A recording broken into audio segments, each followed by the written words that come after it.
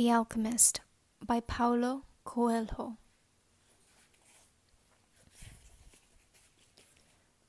The alchemist picked up a book that someone in the caravan had brought.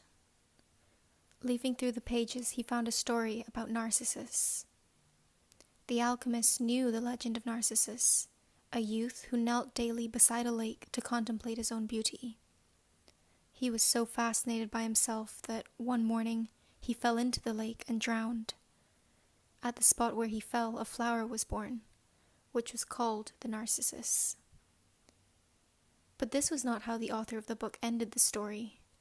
He said that when Narcissus died, the goddesses of the forest appeared and found the lake, which had been fresh water transformed into a lake of salty tears. "Why do you weep?" the goddesses asked. "I weep for Narcissus," the lake replied. "Ah, it's no surprise that you weep for Narcissus," they said, "for though we always pursued him in the forest, you alone could contemplate his beauty close at hand." "But was Narcissus beautiful?" the lake asked. "Who better than you to know that?" the goddesses said in wonder. "After all, it was by your banks that he knelt each day to contemplate himself."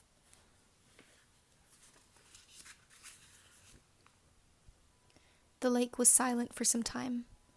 Finally, it said, "I weep for Narcissus, but I never noticed that Narcissus was beautiful.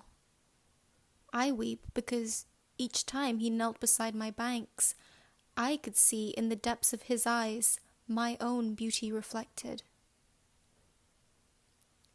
What a lovely story, the alchemist thought. Chapter 1. The boy's name was Santiago. Dusk was falling as the boy arrived with his herd at an abandoned church.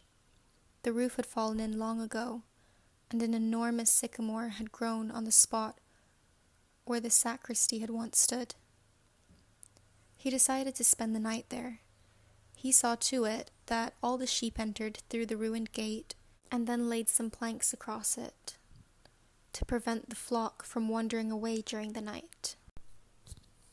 There were no wolves in the region, but once an animal had strayed during the night and the boy had had to spend the entire next day searching for it. He swept the floor with his jacket and lay down, using the book he had just finished reading as a pillow. He told himself that he would have to start reading thicker books. They lasted longer and made more comfortable pillows.